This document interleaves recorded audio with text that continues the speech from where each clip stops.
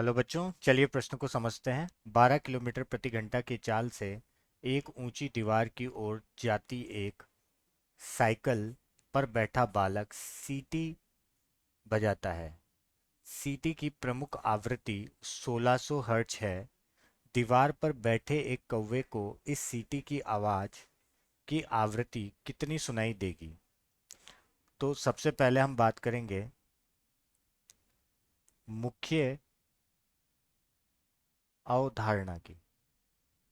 मुख्य अवधारणा में हम बात करेंगे डॉपलर प्रभाव की।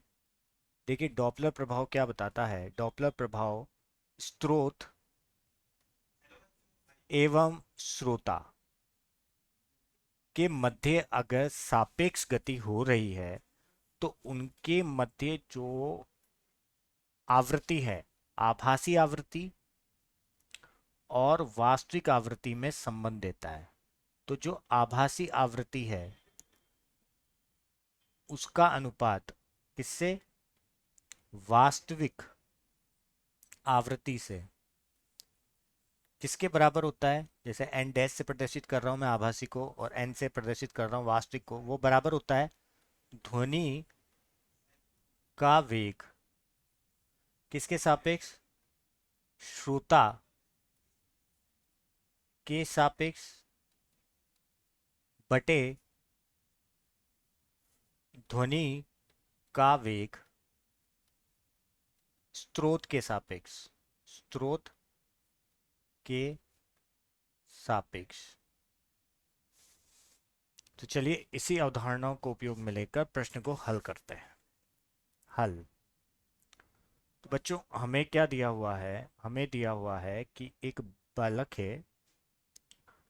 अब ये बालक क्या कर रहा है? ये बालक साइकिल से, जैसे मान लेते हैं कि ये मैंने साइकिल बना दी, ठीक है। ये किसी साइकिल से ये बालक, ठीक है, ये साइकिल से चल रहा है और ये कोई दीवार है। इस दीवार पर यहाँ पर एक कौवा बैठा है, ठीक है। अब ये दीवार की तरफ जा रहा है और दीवार की तरफ ये जा रहा है तो 12 किलोमीटर प्रति घंटा की चाल से चल रहा है। 12 किलोमीटर प्रति घंटा की चाल से चल रहा है और ये जो कौवा है ये यहाँ पर विराम अवस्था में है। तो बच्चों अगर, और ये बालक क्या कर रहा है? ये सीटी बजा रहा है। तो अगर ये बालक सीटी बजा रहा है तो ये तो हो गया क्या? स्रोत। ये क्या हो गया बच्चों? ये तो हो गया स्रोत। और ये सुन रहा है इसको, तो जो कौवा है वो क्या हो गया? हमारा श्रोता, ठीक है। अब जब ये, अगर हम यहाँ पर देखें तो इसको वास्तविक जो आवृत्ति है, वास्तविक जो आवृत्ति है वो हमें कितनी दे रखी है? वास्तविक आवृत्ति जो कौवे को सुनाई दे रखी है, अगर विराम अवस्था में होता तो कौन? ये स्रोत। तो उसको सुनाई दे रही थी 1600 हर्ट्ज की। 1600 हर्ट्ज की, ठीक है। अब हमें ये पूछा गया है कि जो कौवा है उसको किस आवृत्ति की ध्वनि सुनाई देगी जब ये स्रोत अगर यहाँ 12 किलोमीटर प्रति घंटा की रफ्तार से उस तरफ जा रहा है। तो मतलब कहीं ना कहीं आभासी आवृत्ति की बात कर रहे हैं। तो 12 किलोमीटर प्रति घंटा से ये स्रोत है, ठीक है। अगर हम स्रोत की बात करें तो वी एस बराबर कितना हो गया? 12 किलोमीटर प्रति घंटा। तो इसको मीटर प्रति सेकंड में अगर परिवर्तित करेंगे तो 5/18 से क्या कर देंगे? गुणा कर देंगे यहाँ पर, ठीक है।